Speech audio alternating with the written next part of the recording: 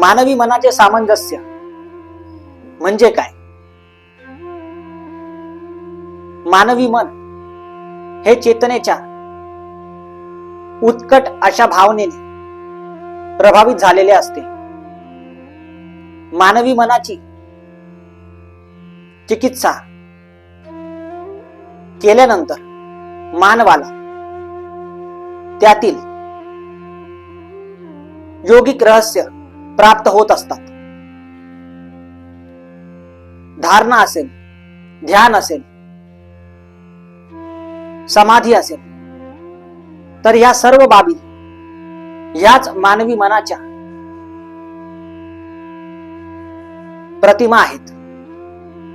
मानवी मन हे मानवाला जीवनाची एक दिशा, प्रगतशील दिशा प्राप्त करून देण्यास सक्षम आहे. मानवी मनाचे सविस्तर वर्णन केल्यास मानवी मन हे नाना प्रकारे, नाना तऱ्हेने आपल्याला वेगवेगळ्या भूमिका प्रकट करून देतात. मानवी मनाच्या संभावना, शक्त्या, त्यातील गुणधर्मे, त्यातील वैशिष्ट्ये ही प्रमाण शुद्ध आहेत. चित्त चिकित्सा, चित्त प्रणाली, चित्त चैतन्य, चित्त शाश्वतता या सर्व बाबी मानवी मनाच्याच मूलभूत धारणा होय. हे मानवी मन माणसाला तत्वतः आचरण शुद्ध करण्यास आणि आचरण युक्त करण्यास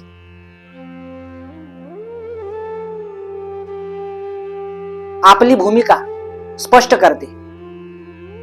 चिरंजीवी जीवन, चिरंजीवी संकल्प, चिरंजीवी उत्कटता या सर्व बाबी अमरत्वाशी निगडीत आहेत. हेच अमरत्व मानवी मनाच्या सापेक्षतेने युक्त आहे. सापेक्षता वादाच्या दृष्टिकोनातून विचार केल्यास मानवी मनाची चिकित्सा ही अवर्णनीय ठरते. चित्तयोग, ध्यानयोग, भक्तियोग, कर्मयोग या सर्व प्रकारच्या योगांमध्ये सर्वश्रेष्ठ असे मानवी मन ध्यान योगाला प्राधान्य देते. ध्यानयोग म्हणजेच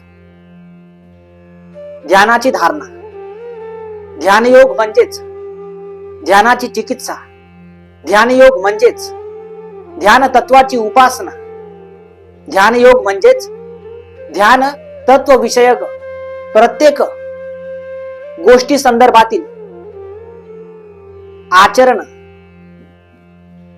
याच प्रत्येक आचरणातून समाविष्ट असलेला चित्तयोग हा माणसाला शुद्ध बोधाचे संदर्भ प्राप्त करून देत असतो. बहुत जाहले चित्त निज बोधातली सत्य, बहुत जाहले चित्त निज बोधातली सत्य, वर्म शांतीपै उपासिक उपासिले गमनी, उपासिता दृश्यादृश्य ज्ञानेक तत्व मूळ बीज सत्य, प्राण वैराग्य सर्व कारण उपासिले गमनी, ज्ञानी यांचा देहू भाव प्राण प्रयाण सिद्ध तत्व, चर्या चरितेक मानव उपासिले गमनी. अर्थात चित्तयोग हा बोधयोगाचा पाया आहे. चित्तयोग हा सत्यत्वाचा पाया आहे. यात विराजित असलेले वर्म शांती व वर्म शांतीच्या प्रत्येक संभावना या उपासिक तत्वाशी निगडीत आहेत. याच उपासनेशी निगडीत असणारा मनुष्य हा दृश्यादृश्य स्वभावाचा असून मूळ ज्ञानाशी तो एकनिष्ठ असतो.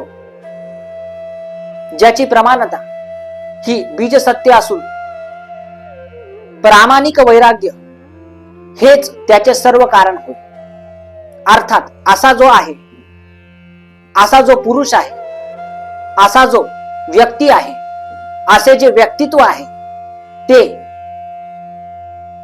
ज्ञानियांचेच प्रतीक असून त्याचा देहभाव हा सिद्धत्वाशी निगडीत असेल, त्याचा देहभाव हा सिद्धत्वाशी निगडीत असेल आणि चर्याचरितेक मानव हीच त्याची उपासना होय.